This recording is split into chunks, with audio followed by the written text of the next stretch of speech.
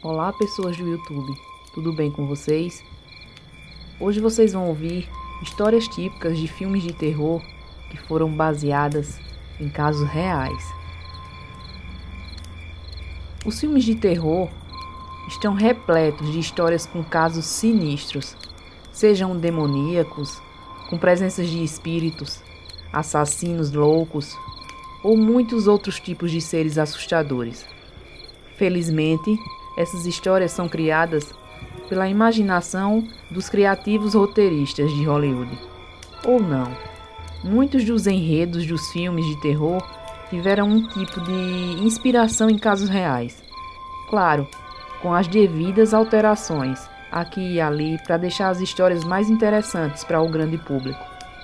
Veja algumas dessas lendas reais que invadiram os filmes. Robert e Chuck. O clássico filme Brinquedo Assassino de 1988 é lembrado até hoje por muitos adultos como um dos filmes aterrorizantes da década de 80. A mãe de um menino dá para um filho um boneco de presente que depois é revelado estar possuído por um serial killer e faz coisas erradas para culpar o pobre menino. O resultado? Bem, o nome do filme já diz tudo. Acontece que esse enredo é parcialmente baseado em uma história que ocorreu no começo de 1900, em Key West, na Flórida. O solitário menino Gene Otto ganhou de seus pais um boneco em tamanho real, feito especialmente para ele.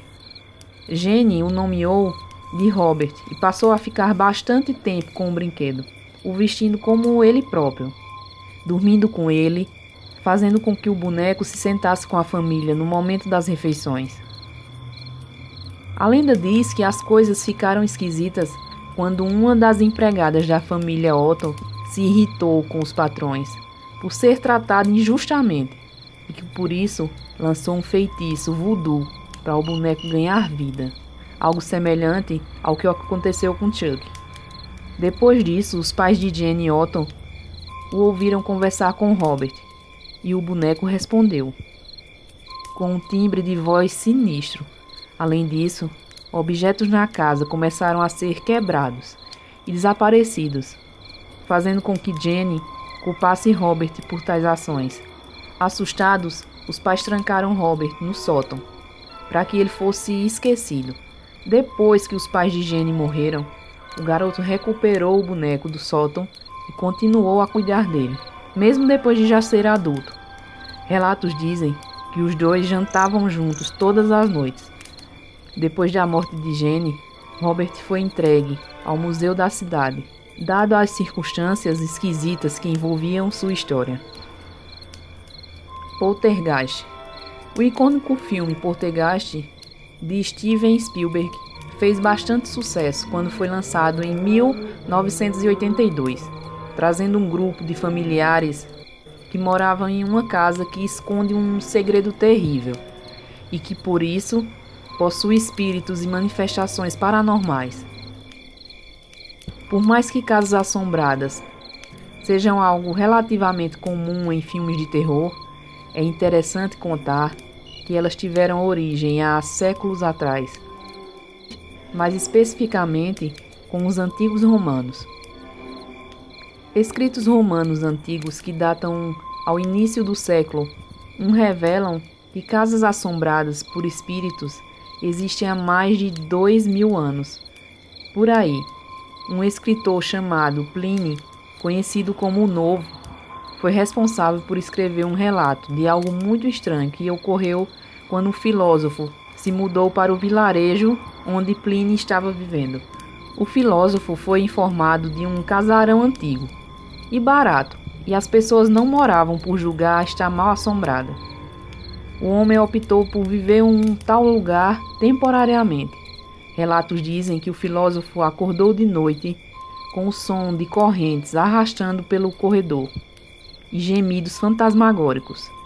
O fantasma de um homem com uma longa barba apareceu na frente dele, fazendo gesto para que o filósofo o seguisse.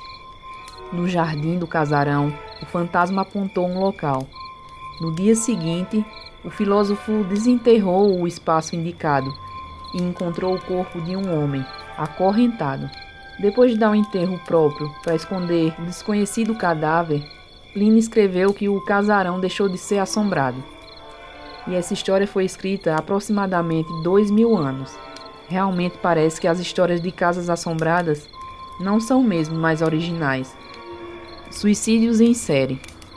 Os filmes japoneses Clube dos Suicidas e A Música do Suicídio possuem algo em comum.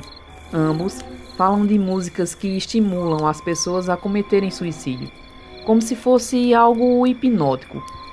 Esses dois filmes são extremamente parecidos, e por mais que você pense qual está copiando qual, saiba que eles viveram a mesma situação. Eu estou falando de uma música que até o próprio cantor também cometeu suicídio.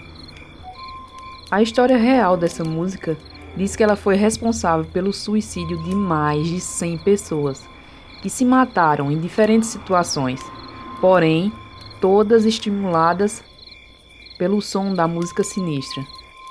A música é de 1930 e se tornou rapidamente popular na Hungria, que também é o país com um dos maiores índices de suicídio do mundo.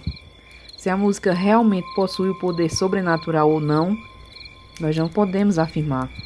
Porém, é certo que o conteúdo dela é bastante fúnebre. O apocalipse zumbi. É certo que o apocalipse zumbi não é algo exatamente original, já que inúmeros filmes, séries, livros e jogos já trataram exaustivamente do tema. Ainda mais hoje, quando os zumbis estão na moda. Contudo, esse fim do mundo repleto de mortos-vivos é um conceito muito mais antigo do que você possa imaginar, mais especificamente com 4.000 anos de idade, originado nas crenças e lendas mesopotâmicas.